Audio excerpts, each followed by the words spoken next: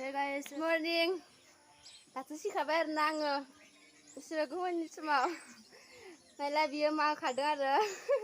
खाफालाव welcome two बेक माय YouTube channel आं दिनै फार्स्ट टाइम मा होनो बेखौ थाइजौ आरो गाइखेर बेनि जुइस बानायनो नायदों आरोना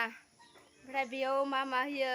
बेखौ नायलांबाय थादो स' दिनैनि भिडिअखौ जोबजासिम नायलांबानो जाबाय नै जोंहा बाबु माने फंबाय आरोना दासो सिखारदो बिबो दासो ब्रास खालामदो बेनो आरो आं थिखौबो देरसिन नुद्रायो बेखौ फार्स्ट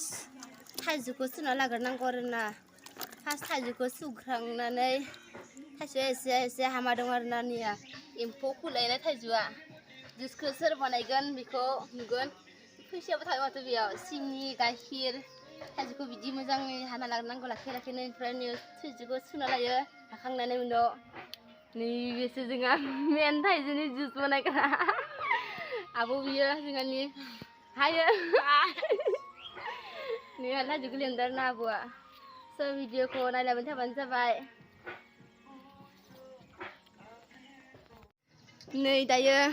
थाइजौखौ हाखांबाय आरोना नै दायो थाइजौखौ इलेक्ट्रिकजों मिहि खालामगोन आरोना दायो गिलियाबो जागोन आरो बेनो नै दायो इलेक्ट्रिकजों मिहि खालामनो थाखाय थाइजौखौ जोंना मिक्सि गैया नालाय बिनिखाय बिजोंनो खालामदो आरो सोरबाफोर बिदि खालामना जानो गोसोबा मिक्सिजों खालामबानो जाबाय सोरबाफोर साननो हानाय आरोना मोखैजों गाइखेरजों जाबोला उदै हामा जायो होननानै नाथाय बिदि नङा जोङो नैदो खननै जासिगोन आरो फार्स्ट खनसे जों ट्राइ खालामना नायग्रोनानै बिसोरनो सेकेन्ड खनसेयाव खोन्थिबाय आरोना नै दायो गाइखेरखौ फुदुंबाय ओमफ्राय बेयावनो सिनिखौ होखाबाय आरो बे सिनि दायो गाइखेरखौ होबाय गाइखेरखौ होखांना खनसे मिक्स खालामबावनांगौ आरो नै दायो जाबाय बेनिफ्राय दा फ्रिजआव दोनसै आरो जोङो नै दायो दोननोसै नै दोनबाय दायो फ्रिजआव आइसिआव दोनखादों आरोना आइसिआव दोनबोलाथाय थाबनो जासिनो थान्दा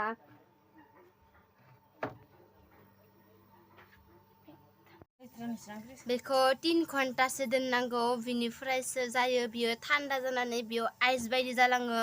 बिनिफ्रायसो जुइस जागोन आरो नै दायो जाबाय दिनैसै आरो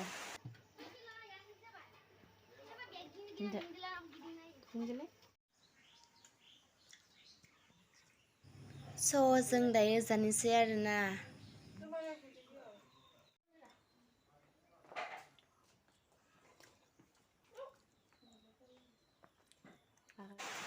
वाव बेसेबां टेस्टि जादों आरोना जानानैनो मोजां नांखांलायदो स' दिनैनि भिडिअ'आ एसेनोसै लोगोफोर भिडिअ'खौ नायनानै मोजां मोनदोंब्ला लाइक कमेन्ट शेयार लोगोसे साबस्क्राइब खालामबानो जाबाय बाय बाय